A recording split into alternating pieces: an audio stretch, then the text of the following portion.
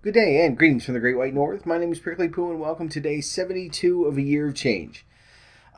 Today we're going to sort of revisit stuff that I talked about yesterday a little bit. I know that the beginning of the week is usually when we sort of do like a weight loss topic, and this does sort of fit in with that. And it's mainly this, I guess last week, for whatever reason, I didn't make as much progress as I had liked. So yesterday when I weighed myself, it was a bit disheartening. But I figured, no, I'll still keep going and keep going on the way that I've been doing things. But one of the things that sort of struck me was that, maybe I'm not measuring my portions properly. A lot of the time I have stuff that, you sort of guess at. And I have a measuring cup, so I've been using that. But there's really nothing that's sort of outside of that we can use. So I thought probably the best thing to do is to go fiddle around and see if I can find something that's like some sort of frame of reference that we can quickly go to, because you're not always going to have a measuring cup, and if you're like me, you're not always going to have a food scale. I don't even have one yet. I really should probably get one. But this is something that I probably brought up a while ago because it sounds vaguely familiar, and it might just be something that I was thinking of as well. But I thought it'd be best to sort of bring it up again where we're sort of taking this week to take stock of what we've been doing and not exactly reset, but sort of get to a point where, we're starting it again and go, okay, we've just sort of started to slack off a little bit, maybe with our measuring and stuff like that, or me anyway. I don't know about you.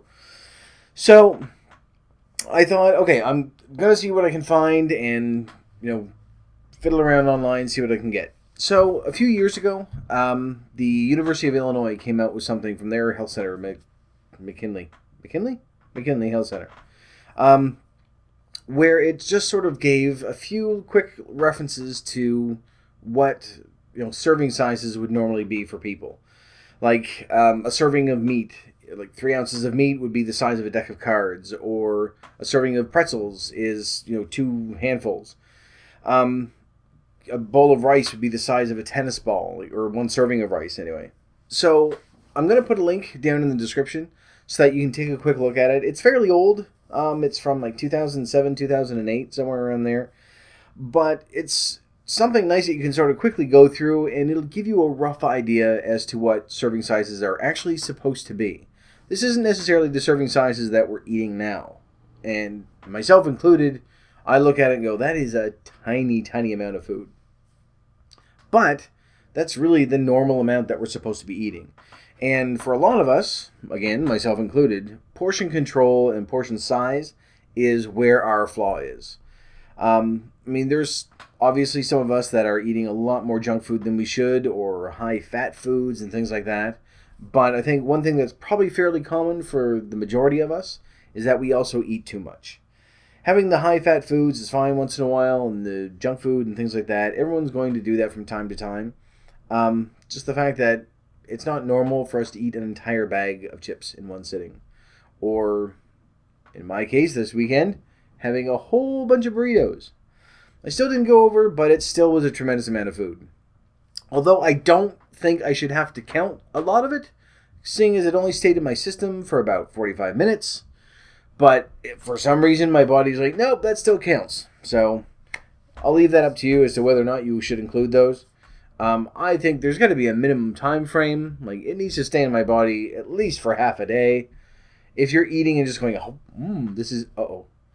then no. It's going through your body too quickly. I don't know how you're getting anything out of it. Although, you know what? With our luck, it's probably a matter of your body going, no, we'll take all the fat and the sugar and all the shit out of it. And all the protein and healthy stuff. No, you can just go. Get out. I don't care which way you go. Go out, you're leaving. Anyway, enjoy that nice graphic demonstration of burritos. And I still have stuff left here, so I don't know what I'm going to do. Maybe just take my time with it and have it, once in every...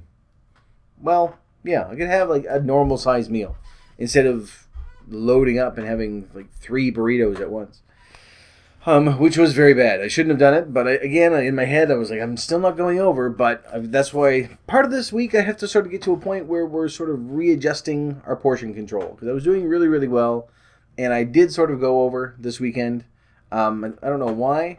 I went over my normal portions. Like, I didn't go over my calorie count, but just eating that amount of food, I'm not used to it. That might be part of the reason why it decided to get out quickly. But I'm just not used to eating that huge amount as much anymore. I mean, 3 burritos don't sound like a lot, but it is. It's quite a bit of food. Um, so anyway, moving on from there. So this is from like 2007, 2008. They give you different portion sizes, whether it's your cupped hands or your fists or whatever it is. And it's actually fairly convenient to sort of look at stuff and think, okay, I know how big that's going to be. Like a serving of cheese, excuse me, a serving of cheese should be about the size of a 9-volt battery, they said, which is a tiny amount, but it's an actual serving. So that will give you a better idea when you're sort of counting. It's fine to still, have your extra cheese on your pizza and stuff, but when you're looking at it going, that's adding a tremendous amount of calories on there, and maybe track it a little more accurately, which is probably what I should have been doing this week. So sort of to go hand in hand with that, and I know I've put this up before, is I'm going to put up the MyPlate. It used to be like a food pyramid, a long time ago. And then they changed it 3 or 4 years ago when Obama took office. And they switched it around so it's now MyPlate, and there's like 40% of this and 30% of these things and everything else. They tried to simplify it, and it got a little too simple. So Harvard took it and they tweaked it so that they're saying, okay, it's fine to say you need grains and you need protein, but you need to differentiate between differentiate. Yes, that's a word. Between bad protein and good fats and all the other stuff. So they sort of tweaked it a little bit and adjusted the ratio and things. So I'll put that link up there as well. And the main reason for that was because they thought it was going to be much easier instead of someone trying to figure out, okay, well, in my pyramid, how much do I have of this and do I have of that? And part of it was so that, parents and, could look at their plate for their kids and go, okay, yeah, this much in vegetables, this much in fruit, this much in grains, and all the other good stuff. So to really, really oversimplify things, but they sort of went a little too far, I guess, according to Harvard, which is a reputable place. So they decided they were going to fix it a little bit and not change the ratios all that much or anything else, but just sort of clarify, saying, there is good protein, there are, good fatty acid fat things and everything else. So they just sort of tweak that. So I'll put that up there as well, just to sort of go hand in hand with this, where we're sort of not restarting, I guess, but need a refresher. That's probably the best way to think of it, where we sort of need a refresher for what we've been doing. I've got a lot of other links that I could probably put up from older videos, but I'm not going to do that. So just the portion control one, I'll put that up there as well as the MyPlate, which I think is something that we could probably keep up for quite a while. I could actually just make it sort of part of, every video so that goes in there. Maybe not, because we may not be talking about that all the time, and it may change again, and I don't want to get stuck somewhere. So we'll take this maybe every 25 videos or something. We'll bring ourselves back to it just to make sure that we are still following in with that. It's very easy to sort of start out with that and think, oh, everything is great, and then one day you look at it and you go, well, my vegetables have shrunk, my fruit has gotten bigger, and my grains are gone, and I just have a big plate of falafel meat. So in trying to keep with what we're doing, because again, it's not a matter of saying, well, here's what we need to do to lose weight and, to get super skinny and everything else. Part of what we're doing, aside from the portion control, is so that we can still have that balance, so that we're eating healthy, not just eating less, because just eating less is not going to help us.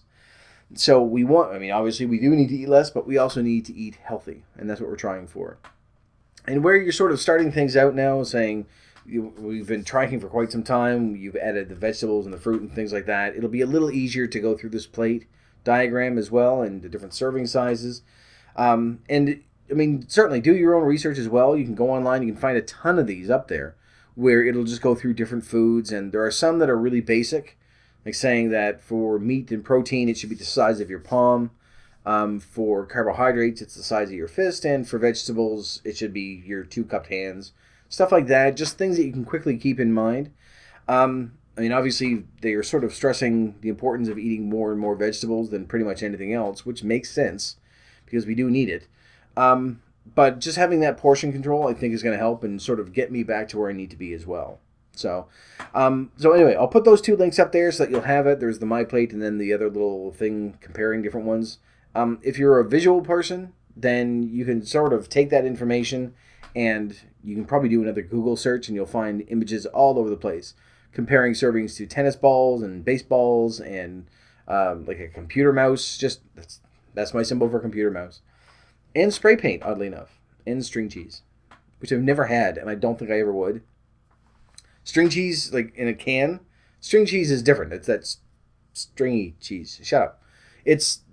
I've probably had something similar to that, but the spray cheese, like in a can, I've never had that, and I don't know if I ever would. If they even make it anymore. I'm going off topic. Anyway, we're going to put those links up there so you can take a look. If you want, do another quick search, and you'll find a ton of different graphics that are up there. And it'll compare like a 6-ounce serving or 2 cups or whatever you have. Because aside from having the like liquids and things like that, I have a measuring cup for that. So that's not as bad. Or rice and things like that you can easily measure out. Cereal, things like that. But when it starts it's kind of difficult to measure out 1 cup of chicken. I mean, you can chop it up and everything, but when you're trying to figure out how much you should be eating, it's much easier to sort of go by a generic size and go, okay, it's the size of a computer mouse, so, that's 3 ounces or whatever it is. Or a deck of cards, I think is what they had for meat. Which, again, sounds very small. Not the great big novelty things or tarot cards. These are regular playing cards. So, we can't cheat that way. I've tried to figure out a way to do it. It's not going to work. Because otherwise you can just say, oh, look, I have a deck of cards that is this big, and this is what I have. Anyway, that's it for this one. Just to sort of, I think we'll probably keep this, actually throughout the week we're going to be doing different things, but we'll sort of update midweek to find out if we've seen a difference in that now that I'm tracking things more, and hopefully you are as well. Keep up with all the other stuff that we're doing, and, we'll sort of do things as we go throughout the week. But I think it's been long enough that I have a very sneaking suspicion that